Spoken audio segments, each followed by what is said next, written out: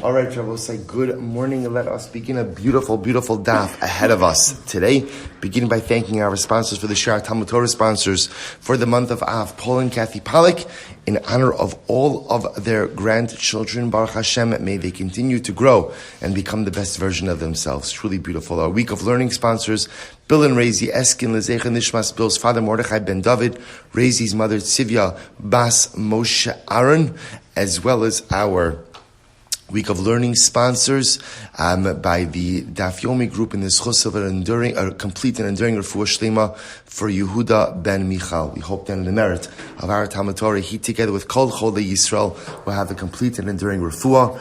All of the neshama shav and aliyah, the families a nechama. And I will say with that, let us begin. So what was today's daf is daf Chav Vav. We are up to Emeretz Hashem daf Chav Hem Beis. We left off 200 from the bottom. 200 from the bottom. So also, remember again, the Gemara kind of gave us a veiled reference to a story. So the Gemara said that Rabbi and Rabbi Chia, one of them went ahead and elevated a son to the kahuna based on the testimony of his father, and then one of them elevated a brother based on the testimony of his brother. So again, in yesterday's daf, at the end of yesterday's daf, we saw that it was Rebbe who elevated the son on behalf of his father. So the Gemara says, "Umid Rebbe ha'ela ben api aviv lekahuna, Rebbe Chia ha'ela ach api aviv lelevia." Sorry, the brother case was to the levia, to being a lady. So again, the emergence by process of elimination. If Rebbe was the one who elevated the son through the testimony of his father to the kahuna, then it must be that Rebbe Chia was the one who elevated one brother through the testimony of his brother to becoming a lady. So the Gemara says, "Rabbi Chia, Maishna ben Delo." So we'll say, the Gemara says something very interesting. It must be that each did not agree with the halachic premise of the other. So why did Rabbi Chia not believe that it was possible to elevate a son to the kahuna based on the testimony of his father? So the Gemara says, the Karav hu Eitzel Aviv, very simple, because a son is related to his father, and therefore, again, I will say in general, Krovim relatives are not believed to give Eidus, and therefore, again, we can't accept the testimony of a father to go ahead and elevate his son to the kahuna.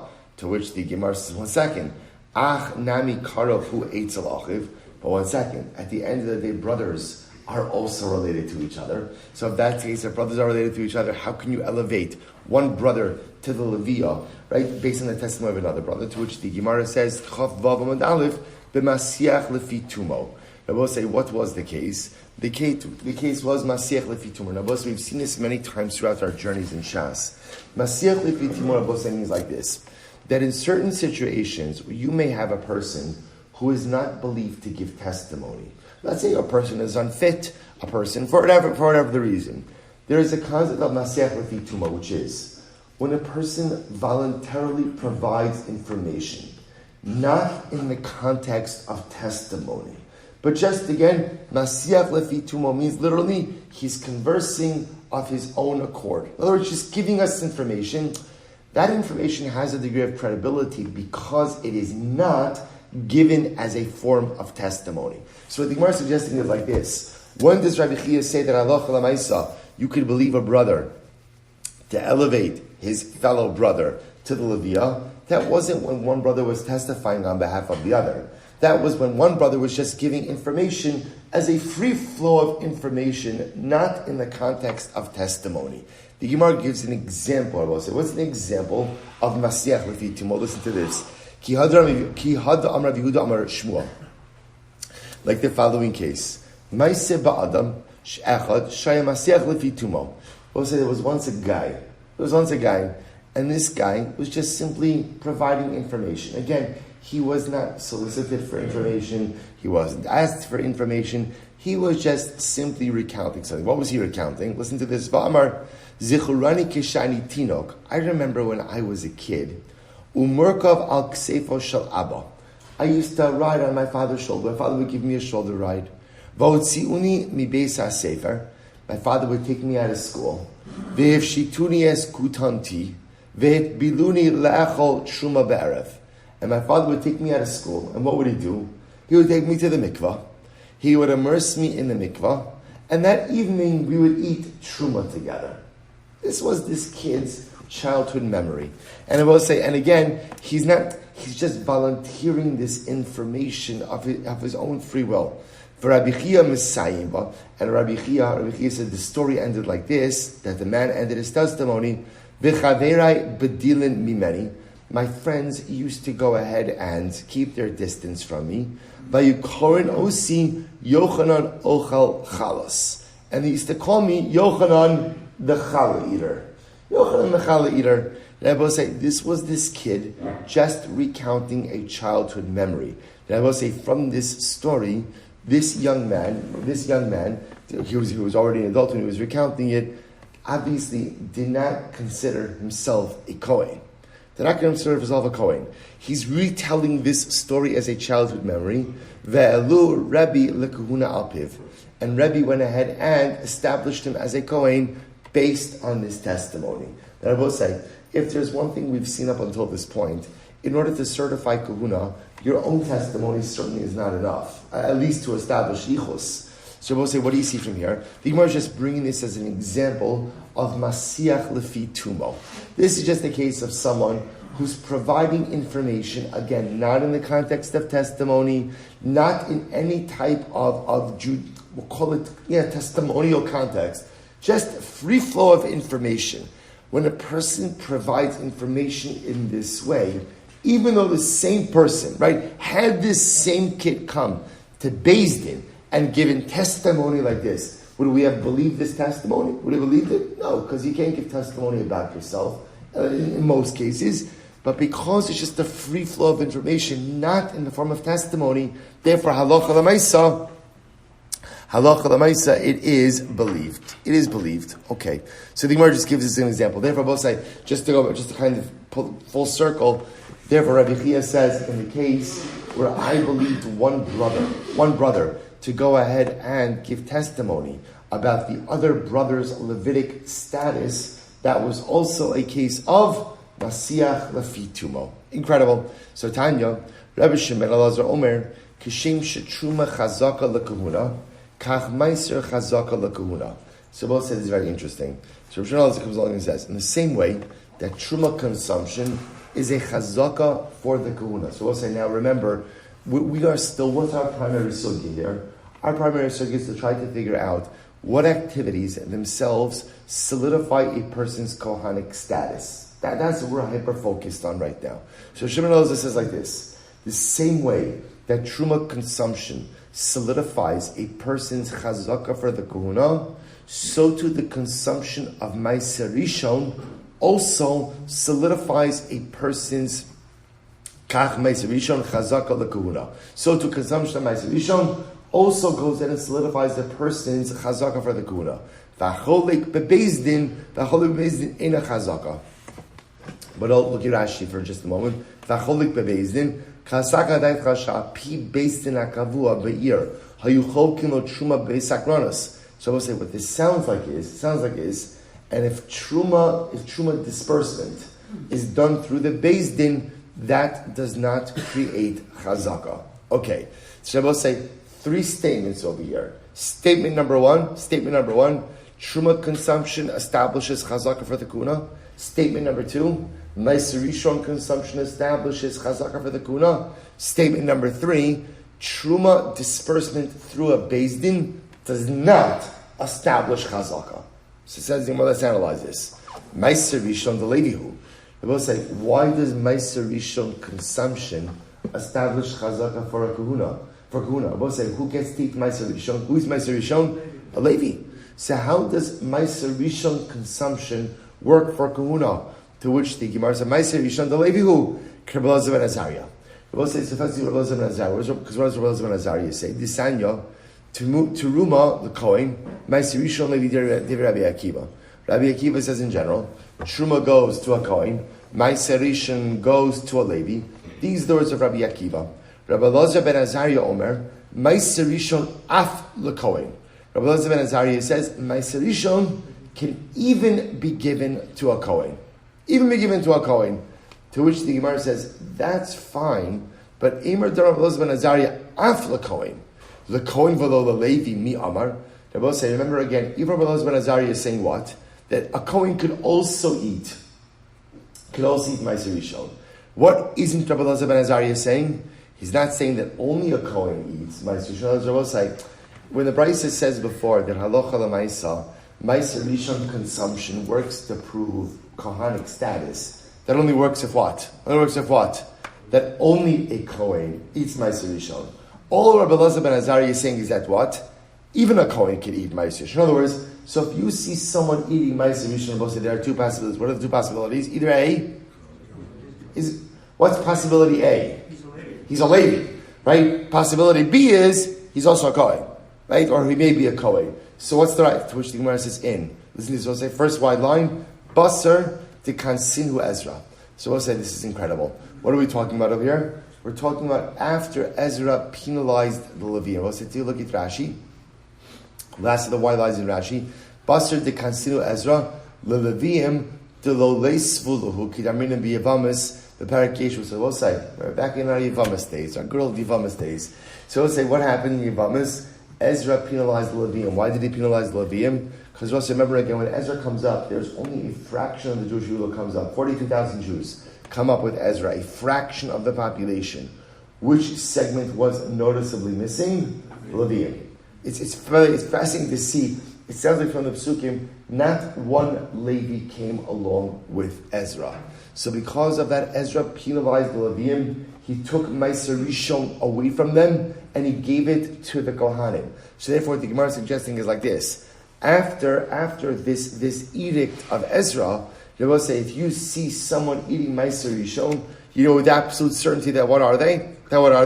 They're a Kohen, because Leviim were no longer permitted to go out and eat Meiser Rishon. So we'll say, it's pretty incredible. So the Gemara says, Vidilma ikru v'yavulei. So we'll say, but here's the issue. The issue over here is, but maybe someone just happened to go ahead and give this guy Meiser Rishon, but lav dafka that he's a Kohen. Rav Chisda Chama Eskin, what's the case? Kigon the muchsak lan ba'avua dahai the Kohen who. We'll say, here's the case. This guy in question, we know that his father is a Kohen. The nafik alei kala the ben grusha ben chalutza. So we'll say, watch this. We have a guy Aaron. We happen to know that Aaron's father is a Kohen. Rabbi say, you say to yourself, if Aaron's father is a Kohen, pretty much doesn't have it, then he has it in the bag that he's a Kohen, no? No, to which the Gemara says, no. What's the issue? The issue is an issue with his mother. That there was a rumor that his mother was a grusha, his mother was a chalutza, his father illegally married this woman, and therefore we'll say, remember again, if a Kohen marries a grusha, a Kohen marries a chalutza, the child is a halal. So we'll say, so therefore there's always like this cloud of doubt hanging over Aaron. Then what happened? So we'll say, now what happens? They were giving Aaron Meiser Rishon by the threshing floor. They were dispersing in Meiser Rishon. So let's analyze this. So the Gemara says, Levi, the lab Levi. So what are the possibilities? Possibility number one is that Aaron's a Levi. We both say, why is it not possible that Aaron's a Levi? Why is that not possible? Because we know his father's a Kohen. Like, there are many things you can accomplish in Yiddishkeit. They'll say, but the one thing you can't accomplish is that if your father's a Kohen, there's no way becoming a Levi. Right? You can become a lot of things, but not a Levi. So we'll say, so therefore again, because we'll say, it's fascinating. So it's like a little bit of detective work over here. See, here's what I know. I have a guy, Aaron. Here's what I know about Aaron. His father is a Kohen. What I also know is that there were some rumors swirling about the status of his mother. Some say the mother was a grusha, chalutza, this, that. Okay, we don't know. It's doubt. Now, I see Aaron getting Meiser Rishon. They're giving him, at the granary, a portion of Meiser Rishon. So let's go through the possibilities. He's not a Levi, the Lav Levihu. Right? At the end, he's not a Levi because his father's a Kohen. So Michael and Meimar. So it says, what could be happening over here? Ben Grusha or Ben Chalutzahu, Lomi Boy. So we'll say, Lomi Boy Leman Damar Meiser Rishon Asal Zarim, De Lo Havu Yaveh. So we'll say, so let's go through this. So now they're giving him a portion of Meiser Rishon at the granary. So it can't be there. So therefore, it can't be that he's a Ben Grusha Ben Chalutza, Because if it was a ben Grusha ben Chalutza, then what? Then they would not be giving him Meiser Rishon. Because we'll say, even according to the opinion who says that Meiser Rishon could be consumed even by non-Kohanim. We saw this opinion in Yevam Israeli. According to this opinion who says that Meiser Rishon can be consumed by non-Kohanim, Hanimili lemispak lahu. I will say that means that halacha l'maisa, that if a non-Kohen happens, if Yisrael happens to get his hands on Meiser Rishon and he eats it, he could eat it. However, aval b'Torah's chaluka lo yavilei. They both said, but there's one thing we would never do, which is what? We would never give a portion of Meiser Rishon to a Yisrael. That we wouldn't do. In other words, they both say, if the Yisrael shows up at the granary to go ahead and get a portion of Meiser Rishon, we would not give it to him. So it's actually very interesting. A Yisrael could technically eat Meiser Rishon, but we would never give it to him as a disbursement. Instead, for Rabbi say, when you put all of this together, interestingly enough, so Rabbi says here. So let's go back. Let's go back for just a moment. The Brisa was talking about how we could solidify Kohanic status of a particular individual. So possibility one was Meiser Rishon. Truma. Okay, that's the easy case. Fine, give him Truma as a coin. Possibility number two was he's getting Meiser Rishon. So Rabbi say, so that again, that is a very specific case. What's the specific case? Number one, when is this true? After Ezra penalized the Levium. So therefore, the only people really getting Meiser Rishon as a disbursement are Kohanim. But what's the particular case in question? The particular case in question was where we have Aaron. Aaron's father is known to be a Kohen. There's some doubt about the identity of his mother, right? But yet we see him getting a disbursement from the granary of Meiser Rishon. If you see that happening, that could attest to his Kohanic status. Beautiful. Now the third statement in that brisa was that if someone is getting a chalukah, the way we assumed this was that if truma was being distributed by the Beis Din of the town, that does not attest to his Kohanic status. V'acholik bebeis din ain't, so then Gemara quotes it. V'acholik bebeis din ain't a chazaka. So the Brisa said, if you're getting your disbursement in Beis Din, that is not a chazaka to your Kohanic status. To which the Gemara says, I bebeis din lahavya chazaka, hecha havya chazaka. He'll say, if getting a disbursement in Beis Din doesn't establish a chazaka for your kahuna, then what does establish chazaka? So we'll say, the truth is, the best place to establish chazaka is where? For chazaka for kahuna is where? In Beis Din. We would assume again, I will say, think about it just a moment. Let's say, if you think about the disbursements of Trumas and Meisers, in general, where do they happen? I'm a Yisrael, and I'm just a regular farmer. So what happens? I set aside Truma, I set aside Meiser. Kohen shows up. He says, hi, I'm Aaron Kohen. Now in general, I will say there's a concept of Kohanim and Leviim not going and actively asking for their portions. Right? But again, they show up at the granary. Fine, I give it to them. I will say, do I know that Aaron is a Kohen? Do I know that Moshe is a Levi? I don't know. These guys look like nice guys. They come with their Kohanim and Leviim. I give it to them. They will say, the Pashtos, a Beis Din, right? If a Beis Din is going in and in charge of dispersing Trumas and Meisers, the Pashtos, they know who they're dispersing it to. But Rav Sheshes HaChakim means to say, Hachol is interesting. Hacholik Truma b'nichse aviv im echav bebeis din eina chazaka. Oh, we'll say, watch this. This is fascinating. Let's say we'll see the following situation. Aaron passes away. Aaron is a father, right? And Aaron has 4 sons: Nadav, Avihu, Elazar, and Itamar. So we'll say it happens to be that Nadav, they have all of the same father, and therefore, both, I remember again, inheritance goes after the father. So they're all going ahead and splitting the same estate. It happens to be Nadav who had a different mother, and also when it comes to Nadav's mother, there was some question about was she a grusha, was she a chalutza, what was the nature of the marriage? So we'll say now what happens? Nadav shows up to go ahead and split the estate with his brothers. They both say, now watch this. Included in the estate is what? Truma. Aaron had collected Truma before he passed away. He didn't get a chance to consume it. So now there is Truma in the estate. They both say, all of 4 brothers split the truma equally. Let's assume for a moment no one's a bachar, right? There's an oldest girl, right? No, none of them are a bachar. So they're going to go ahead and split the entire estate, including the truma, equally. So what is the Gemara saying? The fact that Nadav gets a portion of truma as part of his Yerusha does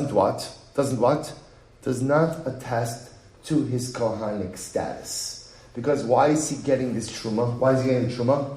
Not the Torah's truma, right? What is he getting it as? Yerusha. It's so that it's so fascinating. That's the case the Gemara says of hacholek bebezdin. It's not a case of where Bezdin is going ahead and handing out the truma. It's a case of where brothers, the son of a Kohen, 4 brothers, I'm giving 4 as an example, 4 brothers, son of a Kohen, are coming to Bezdin to split their father's estate. And in the estate is truma. So the fact that a brother, that all the sons get truma, does not at all go ahead and reflect on their Kohanic status, because they're getting truma as part of their Yerusha. Such an incredible case. To which the Gemara says, Pshita, okay, that's obvious. Because obviously when the brothers are dividing up the estate, and there's truma in the estate, truma is looked at as property. So of course, halacha l'maisa, again, it doesn't attest to Kohanic status. So Ma'adetema, the Gemara says, what would you have thought? Ma'adetema, midahanach la'achila, hainami la'achila. I would have thought like this. Since 3 out of the 4 brothers are bona fide Kohanim, right? So again, remember, Avihu, Elazar, and Itamar, we know that their yichus is intact. They're going to eat the truma that they're getting from the inheritance. Hanach la'achila. I'm sorry. So, hai nami la'achila. Maybe I would think also that therefore, Genabosai, as part of this disbursement, is also like a stempel on Nadav's yichos that he should also be able to eat. Kamash malon, hanach la'achila, hai lezabuni. To which the Gemara says, maybe not. No, not, I should say, not at all. When the brothers come to Bezdin, ultimately again, to split up the estate, that's exactly what they're doing, splitting up the estate.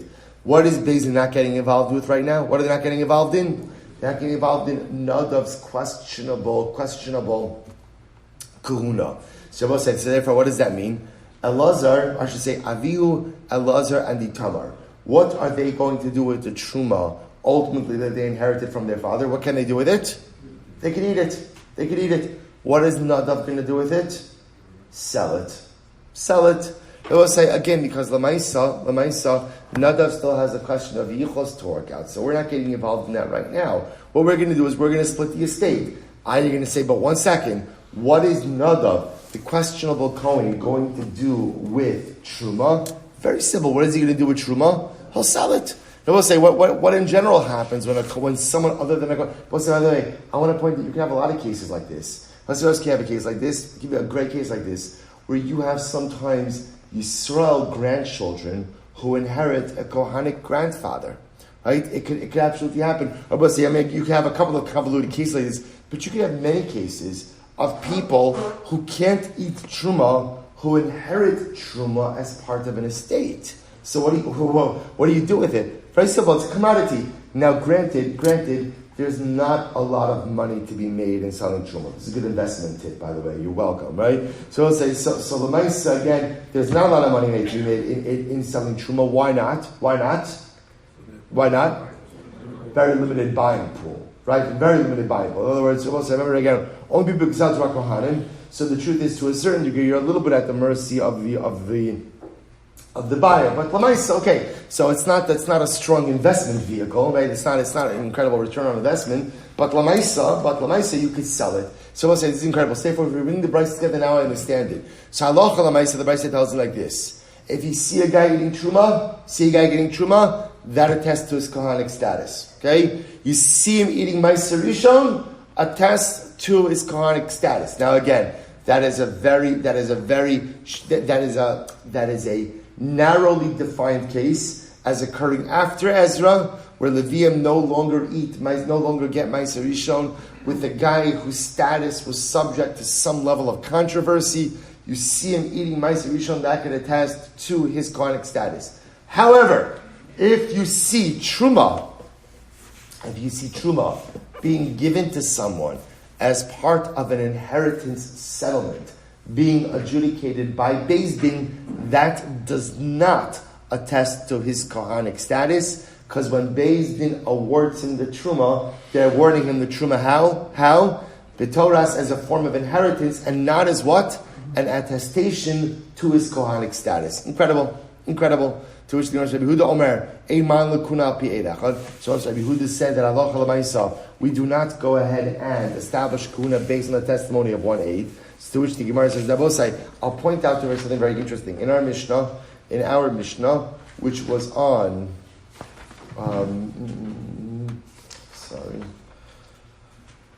where was the Mishnah? Mishnah, which was on Chaf Gimel Amud Beis. So here's what we had.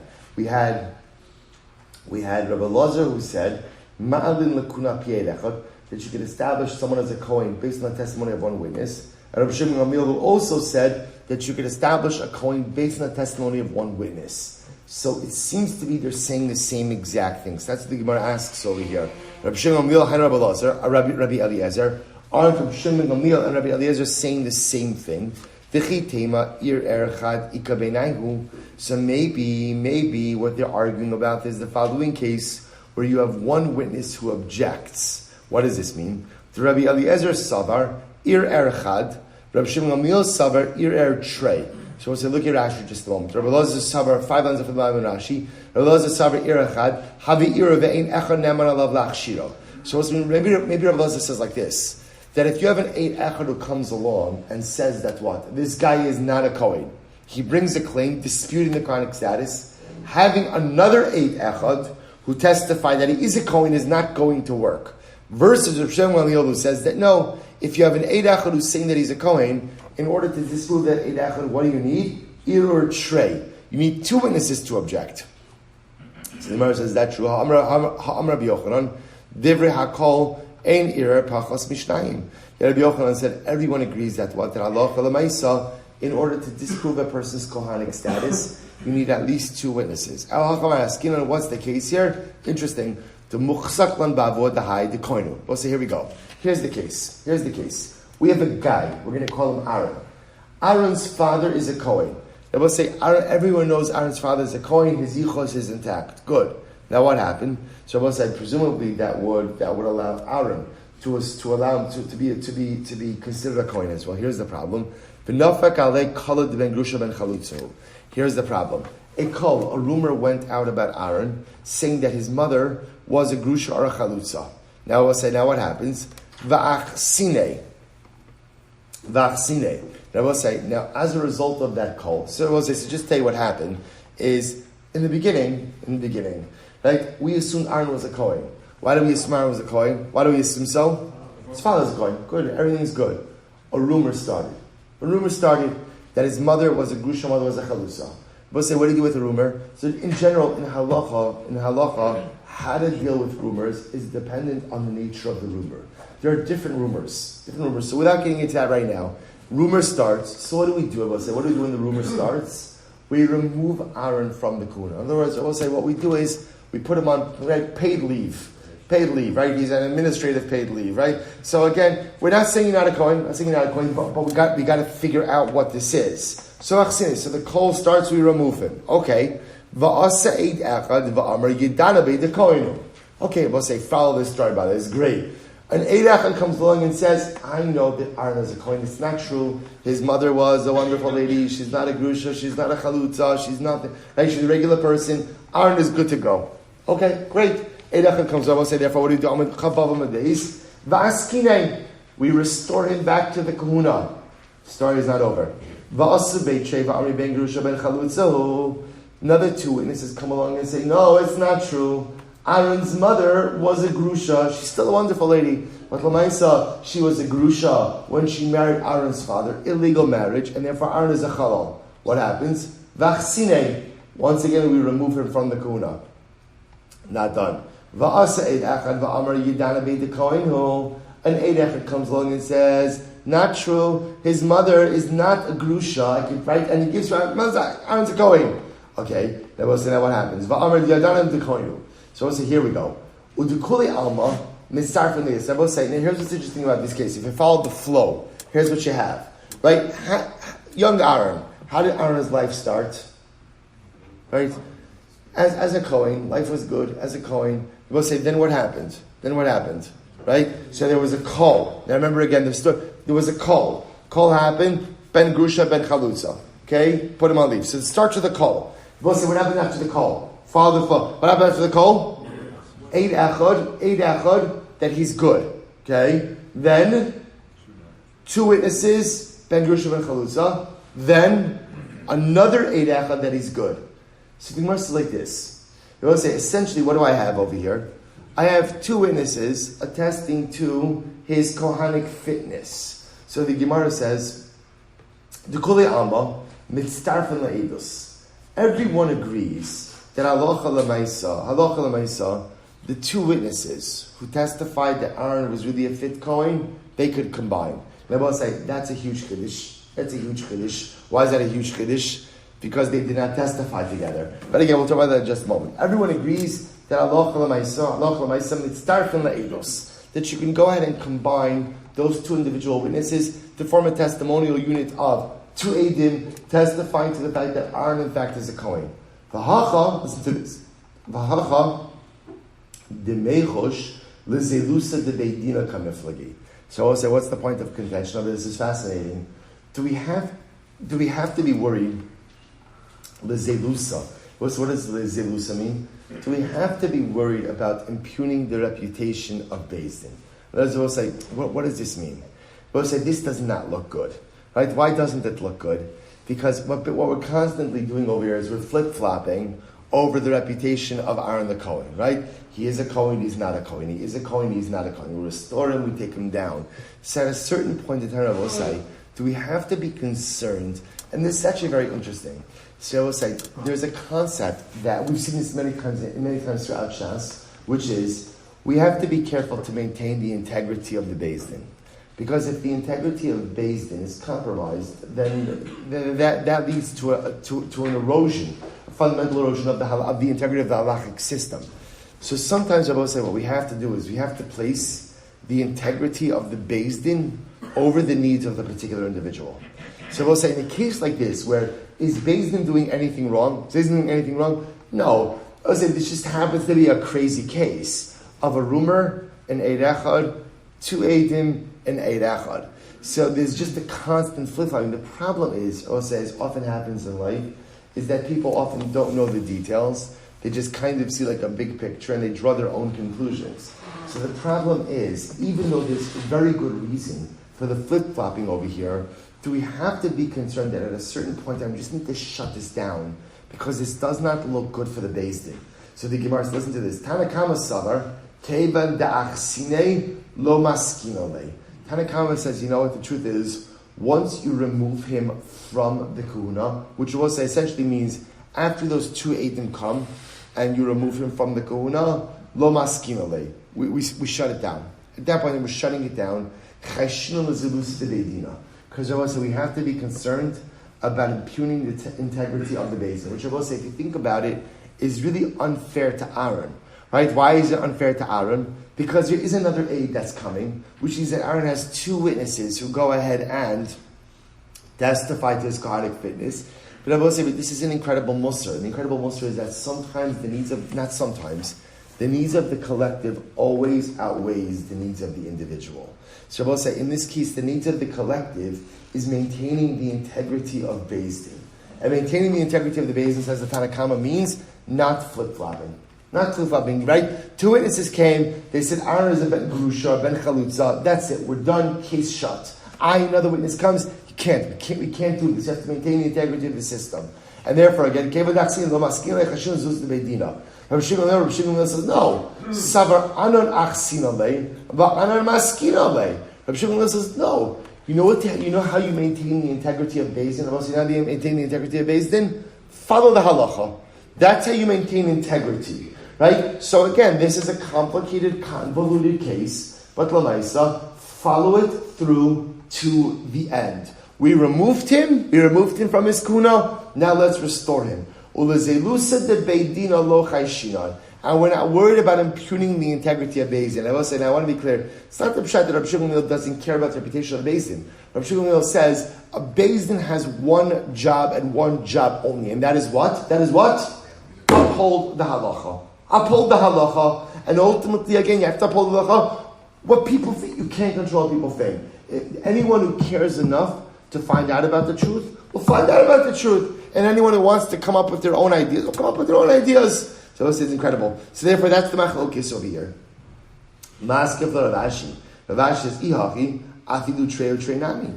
If that's the case, that halacha l'maisa, why do you have to set it up ultimately again as kol eid echad, two witnesses eid echad? Even set it up as a case of 2 against 2. Look at Rashi, almost right across in Rashi. Afilu trei asu b'hadei adadinayim pam shniya. Rabbi Elazar lo askin alei. See, Rabbi Elazar, here's what's interesting. According to Rabbi Elazar, it sounds, or Rabbi Eliezer, it sounds like once 2 witnesses come and say that Aaron is a ben grusha ben chalutza, we're done.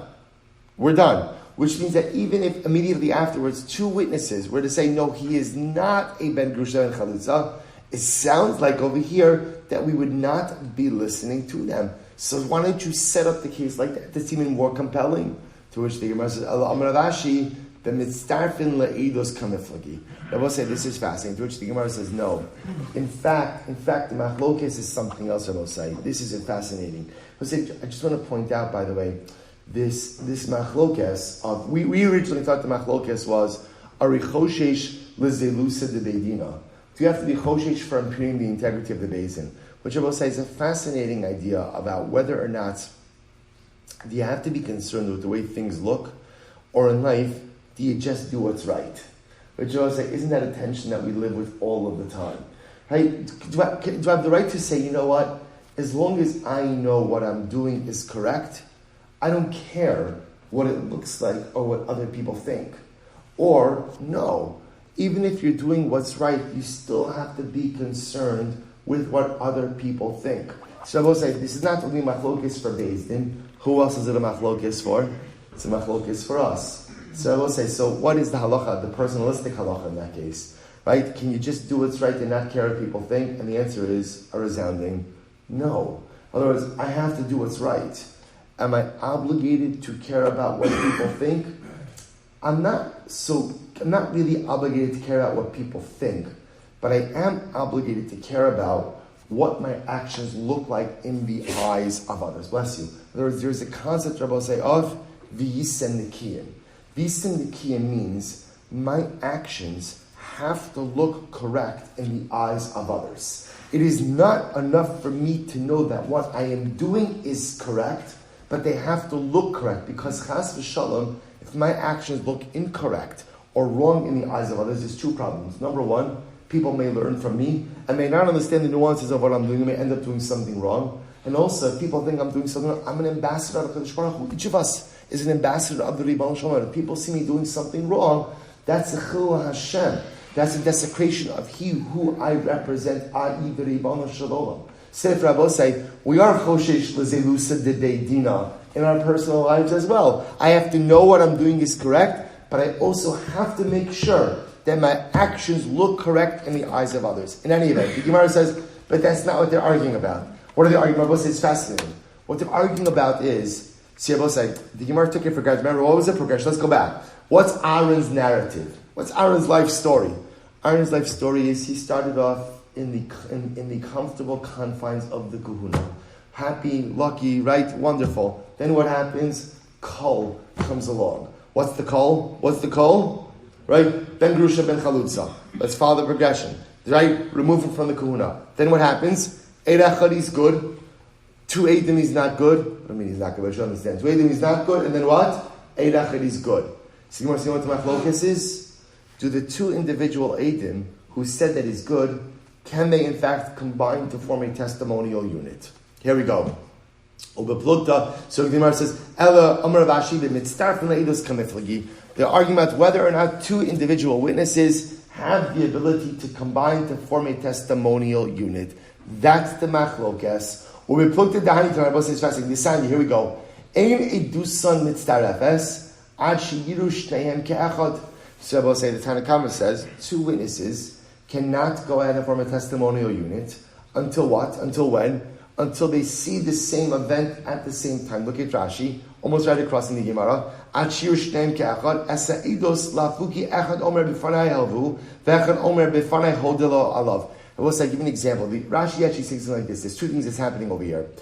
Tanna Kama says, two witnesses only combine to form a testimonial unit if they see the same event at the same time. I will say, give you an example. Let's see if two witnesses, Reuven and Shimon.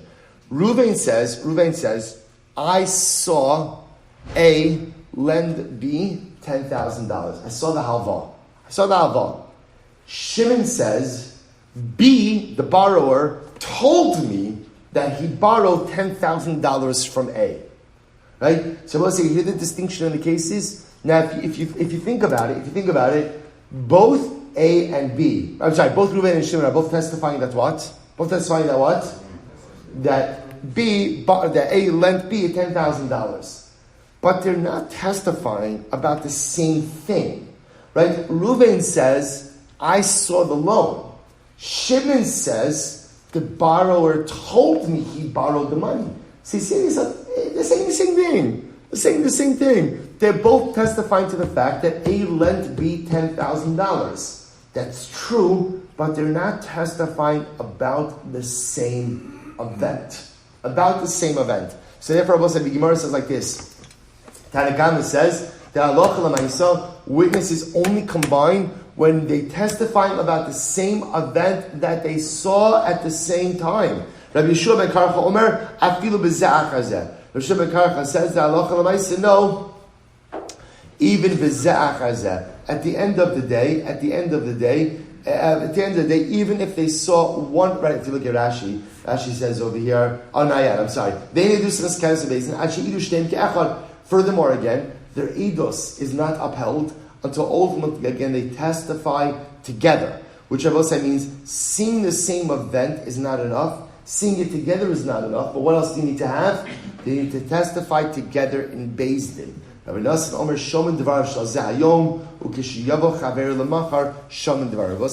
says not true. You could even accept the testimony of one guy today and accept the testimony of the second guy tomorrow, and then we could combine them into one testimonial unit. So Rabbi say this is actually quite fascinating. So it turns out that halacha l'maisa, whether or not, so I will say there's a number of different testimony, a number of different pieces of information given over here. The point that's important for us, I will say, is, let's say you have two guys who mamish saw the same thing, but they're coming to Beis Din at two different times. Can we accept their testimony at two different times and combine that into one testimonial unit? That's a machlokes. Then that's the machlokes being brought down over in the Gemara, right? Tanna Kama says no, Rabbi Nassim says yes, and the Gemara suggests that's the same machlokes that's occurring over here in our sugya. So if Rabbi say, I'll just point out, fine. So that's how the sugya ends. So interestingly enough, the machlokes is not about Ari Choshesh L'Zelusa de Beidina. That's not the machlokes. The machlokes is, in this case, where you have Kol, Eid Echad, says that he's good, two Eidim is not good, Eid Echad is good. Can I take those two Eid Echads, combine them into a testimonial unit? That's the machlokes. So beautiful. So that's where the sugya ends. But I want to just show you. If you take a look, I WhatsApped you the Rambam. See, I just want to close out this sugya in the right way. So the Rambam points out over something very interesting. So remember, what we're left with over here is halacha l'maisa. What was this whole sugya about? Whole sugya was about what attests to the yichus of a Kohen. So we'll say, what behaviors show us that a Kohen is a truly bona fide Kohen? So we'll say, look what the Rambam says. This is in Hilchos Isurei Biyah, Parak Esrim, chapter 20. So the Rambam writes as follows, just quickly. Kol kohanim bizman hazeh bechazakahim kohanim ve'in ochel ela b'katshi ha'gvul. V'hu shetia truma shel divrei ma'al truma shel Torah v'chalosh einot. So we'll say, number one, the Rambam says, Kohanim today, their cheskas kahuna is midrabanan. In other words, their cheskas kahuna, guy shows up, says, hey, I'm a Kohen. What do we say to him? Good for you. Right? Shkoyach. Right? Good for you. Right? Fine. You say you're a Kohen, that's fine. But Lamaisa, claiming you're a Kohen, entitles you to only eat Truma Drabanan. Truma d'Rabbanon, Chala d'Rabbanon, rabbinic entitlements. You can get Rishon, you could Bilchin, however, Beis, Eizu Kohen Miyuchas. So I will say, but here's what we want to know. What makes a Kohen Miyuchas, says the Rambam? This is in Halacha Beis. So what allows a Kohen to have bona fide Kohanic credentials? Listen to what he writes. Kol she'idu lo shnei edim, shir Kohen, ben Ploni HaKohen, uploni ben Ploni HaKohen, ad ha'ish she'ino tzarech b'dika, v'ha'kohen sheshimish al gabi hamizbeach. It will say, the only way to become a Kohen Miyuchas is to have testimony that you have unbroken lineage to a Kohen who served in the Beis HaMikdash. Because Rabbi say, if you have a Kohen who served in the Beis HaMikdash, remember, any Kohen who did the Avodah in the Beis HaMikdash had their genealogy vetted by the Sanhedrin. So if you could trace your way back to a Kohen who did Avodah in the Beis HaMikdash, then your genealogy, then your yichus is absolutely unequivocally intact. Shilu lo badku beis din agadol acharov lo hayu manichan oso lavod lefichach ei bosi lamala. So therefore again, so this is interesting. So pretty much now you begin to see that is the only way, according to the Rambam, to become a Kohen Miyuchas. To have edus on your genealogy back to a Kohen who served in the Beis HaMikdash.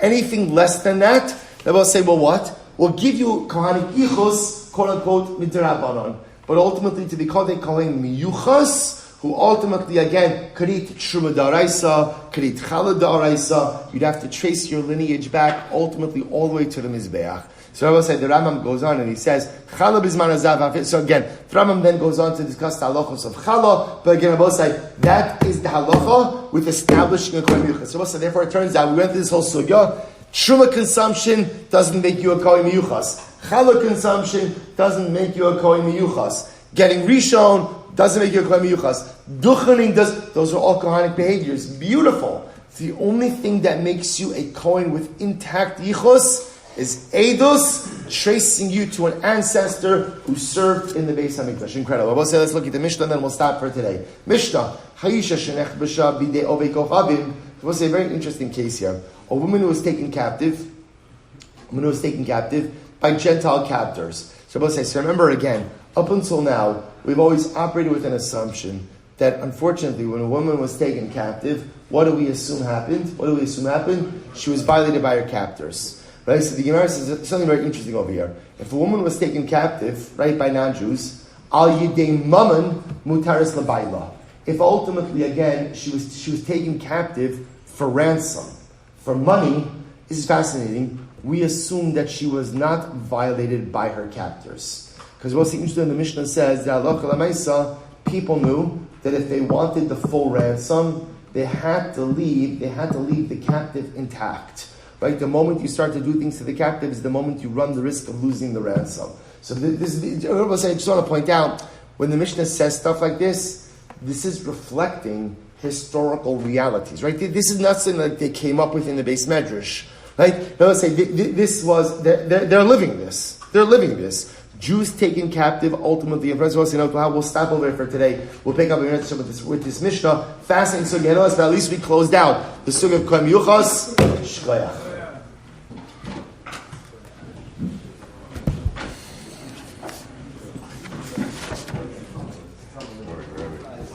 It's not so stark.